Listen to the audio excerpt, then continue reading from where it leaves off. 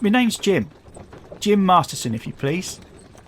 Raised in the soot and smoke of old London town, but these days I find myself in Oxford, city of spires and secrets, serving under the strange and mysterious Professor Magnus Talbot.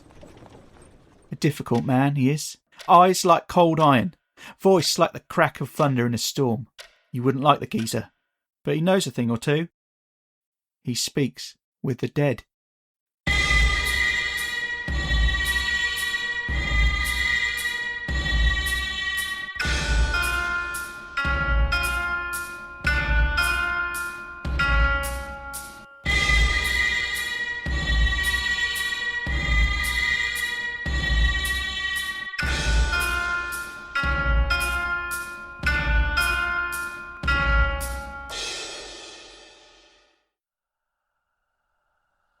Linton Road, Oxford. It was past the dead of night, near on 3 boughs past midnight. In the grand house what belonged to Lance Corporal Reginald Berry, him and his missus lay abed, snoring gentle-like, when with a mighty clang the front bough tolled, disturbing them from their rest. Mr. Berry, none too pleased, grumbled something fierce, shoved his feet into a soft pair of slippers, and made his way down the creaky stairs, each step groaning under his feet. He reached the door, big and heavy, and undid the lock. But when he swung it open, nothing. No soul stood there. Just the mist staring back at him. Cold and quiet, like the night itself was watching. Not this again. Listen to me, whoever you are, you bloody scrub. I know you're out there. You don't know who you're teasing. I'm in the Royal Rifle Corps. If I ever find out who you are, I'll shoot your dratted brains out. Do you hear me? His handsome wife joined him in the doorway and put her hand on his shoulder, calling him in. This is the 3rd bloody night in a row, Catherine. I'm not going to stand for it any longer. Do you have any idea who might be doing this, Reg? She asked of him. Of course not. I can only assume I've upset some local ruffian who is now playing these ridiculous jokes. I don't know why. You don't think it's related to what happened in India, do you? Why on earth would you think that, woman? Come inside and shut the door. You're letting the cold in, and who knows what else.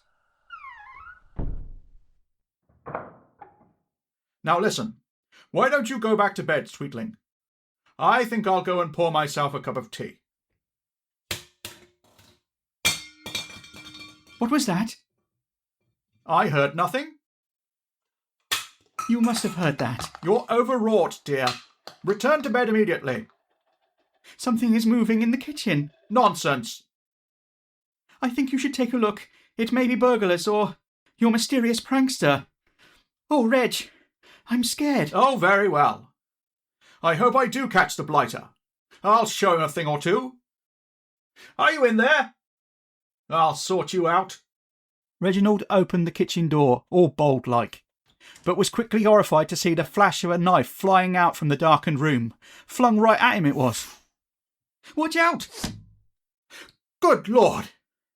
That nearly hit me. Who threw that? Reveal yourself! There was nobody in the empty kitchen. Nobody alive, at any rate. What's that terrible noise? I don't know. Stop it, Reginald. I can't bear it. I can't work out where it's coming from. There's no one here but us. Make it stop, Reginald. I'm frightened. I'm so frightened.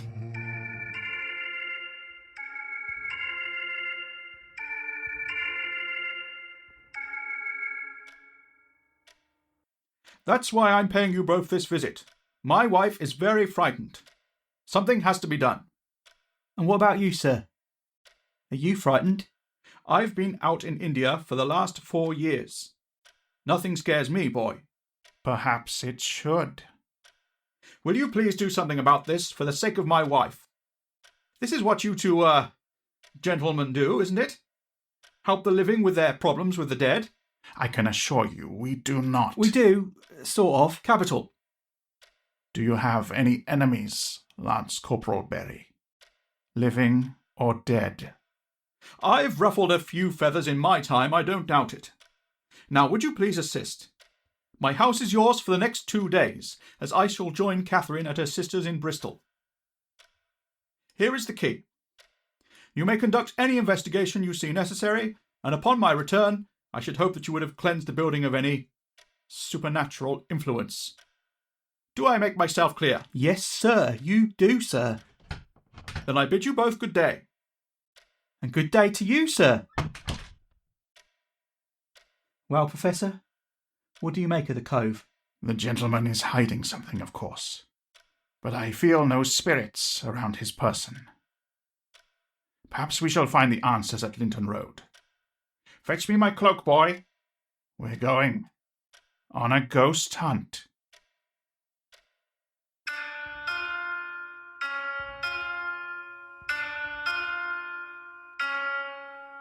Cor, you should have seen Lance Corporal Berry's place.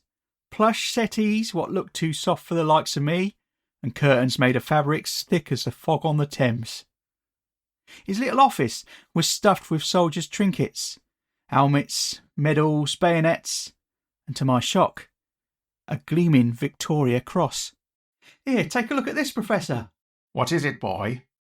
A medal? Only the best medal you can get. Presented for valour in service. No wonder the geezer's so pleased with himself. Better put it back where you found it, boy. I have yet to find anything of significance here. Perhaps we will only be joined by the spirits in this house while Mr. Berry is present, or only at a particular time of day. Ah, one moment. I can hear music. Do you hear it, boy? Can't hear a thing. Are you having one of your funny turns? Perhaps. Hand me that medal. Let me see if the touch of it triggers any... Professor? Professor? What? Where am I? Breathe easy, Professor. You had one of your visions. You're back with the living now. I think I shall help myself to a glass of Mr. Berry's brandy. That's better. What did you see? I now know who is behind this haunting, and more importantly, why it is happening. Why? You care to explain? Not particularly. Let's go, Jim. We shall come back here tomorrow in time for Mr. and Mrs. Berry's return. All will be revealed anon.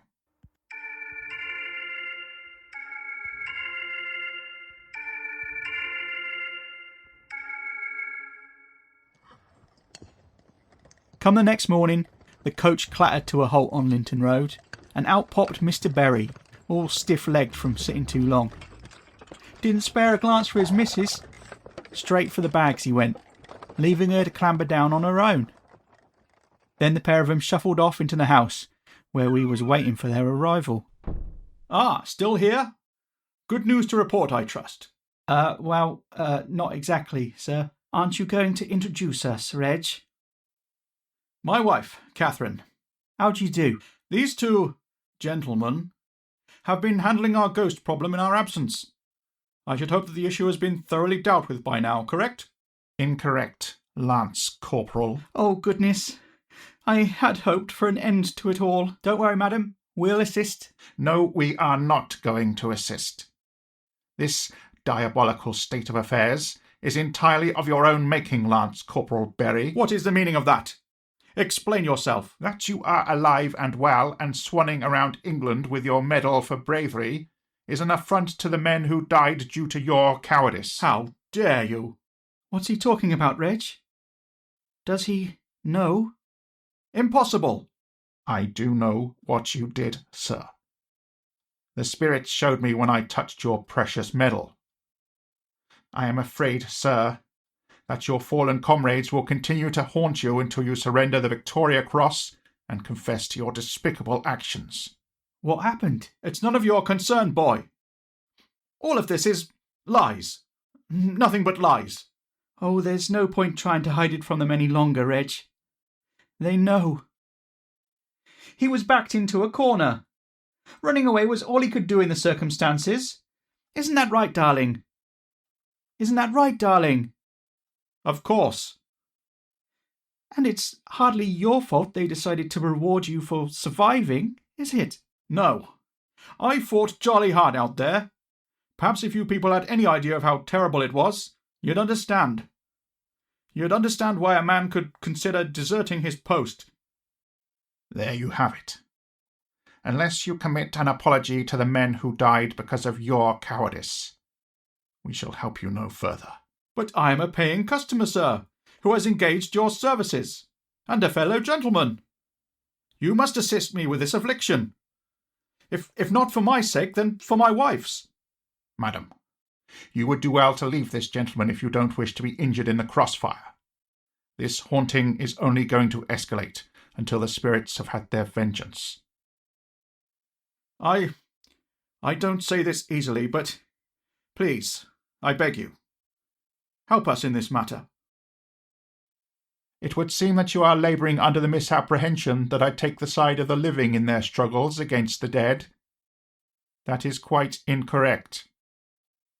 I serve the dead against the living, sir. And the dead are very angry with you indeed.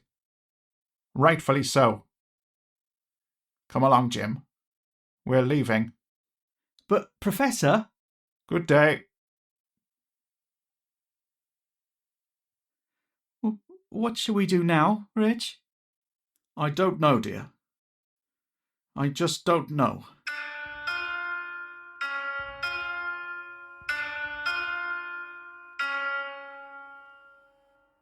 Don't get me wrong, Lance Corporal Berry was a real piece of work.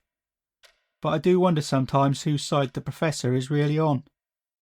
It does scare me a little, thinking he might betray the living for the dead. Now, I dare say you want to know what became of the Berrys. Well, I read later in the morning papers about a terrible accident what befell the Lance Corporal. Apparently, he was cleaning his rifle when it went off, right in his face. Blew his head clean off. Now, whether that was down to the spirits or an attack of the conscience, I do not know. But Mrs. Berry later returned her husband's Victoria Cross with a full written confession. I hope both of them have found some kind of peace, but I doubt it somehow.